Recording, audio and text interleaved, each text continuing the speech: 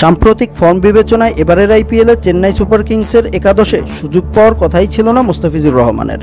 কিন্তু চেন্নাই তো মুস্তাফিজকে দলে টেনেছিল জুয়া হিসেবে। ভাগ্যেশ জুয়াটা খেলেছিল চেন্নাই, নাইলে এমন আগুনে ফর্মের মুস্তাফিজের প্রত্যাবর্তন কি আর দেখা যেত? চেন্নাইয়ের জার্সিতে যে মুস্তাফিজ তার সেরা সময়ের কথা মনে করিয়ে দিচ্ছেন, যেখানে অসাধারণ স্লোয়ার আর কাটারের ইন্দ্রজোড়ায় মোহবিষ্টিত প্রতিপক্ষের ব্যাটাররা।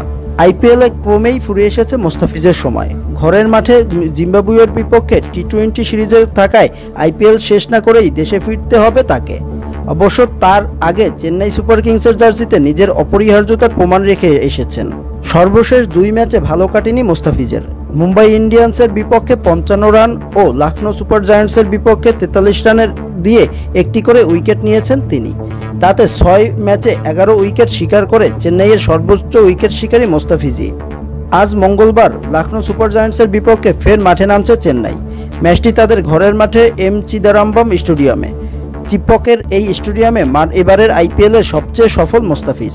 স্বাভাবিকভাবেই আজকের ম্যাচেও তাই কাটার মাস্টারেই ভরসা রাখছে চেন্নাই। গত 2 ম্যাচে সর্বোচ্চ উইকেট শিকারীর পার্পল ক্যাপের লড়াইয়ে কিছুটা পিছিয়ে পড়েছেন মুস্তাফিজ। তবে আজ প্রিয় মাঠে ফের পার্পল ক্যাপ নিজের দখলে নেওয়ার সুযোগ আছে তার। সেজন্য অবশ্য স্বীকার করতে হবে 3 উইকেট। এবারের আসরে এখন পর্যন্ত 8 ম্যাচে সর্বোচ্চ 13 উইকেট শিকার করেছেন মুম্বাই ইন্ডিয়ান্সের জাসপ্রীত বুমরাহ। সার্স বিডি নিউজ, মাহবুব সৈকত।